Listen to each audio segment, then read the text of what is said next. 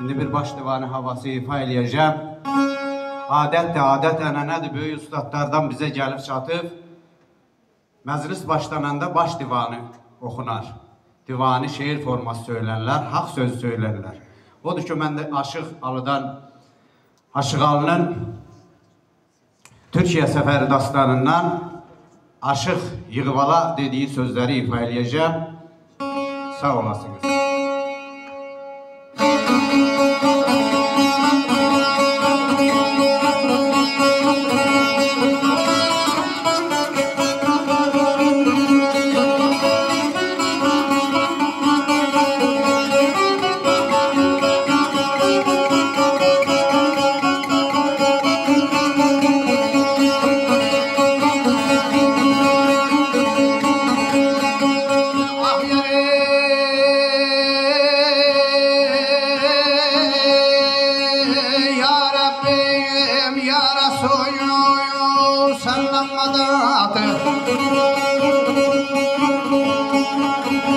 Kendine aşığım diyen, aşıksan meydana gel. Namert girmez bu meydana, merdsen meydana gel.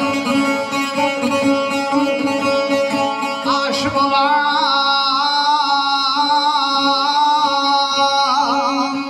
kendini övmeye layık değil. Sazını al eline, bu cengi devrana gel.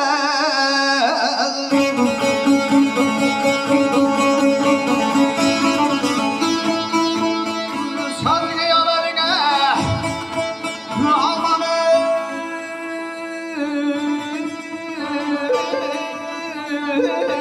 ameli babamı yayarına alır.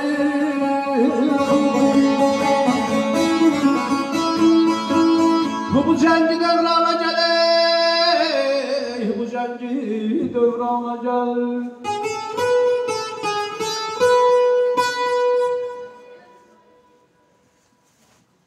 Kendine aşığım diyen aşıksan meydana gel. Namert girmez bu meydana, merdsen meydana gel. Kendine aşıksan özünü övmeye layık değil. Şimdi sazın alemine bu cengi devrana gel.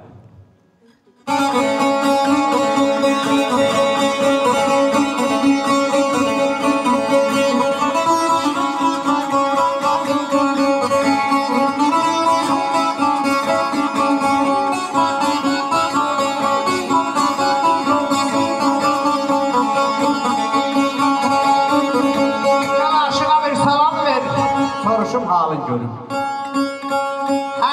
Hakikat aşığısan söyle kemalin görüm. İncil, Zebur, Kur'an, Tevrat göster kitabın görüm. Dostum eğer bütperestsen bunları meydana gel.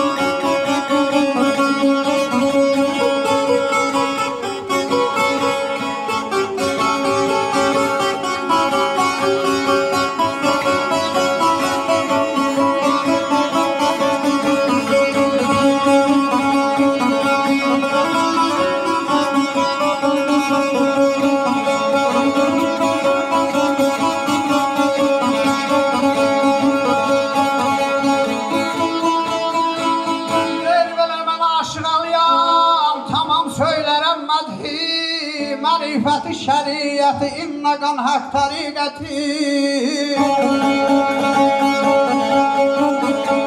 İsa-İsan İncil'i sev Musa-İsan Tevrat'ı Gör Muhammed ümmeti sen boynayı Kur'an'a gel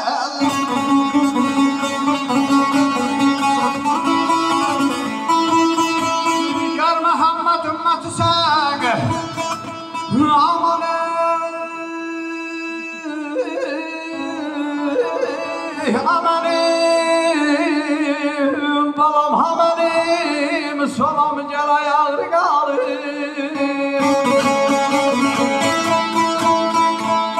Boynay burana gəl, boynay burana gəl.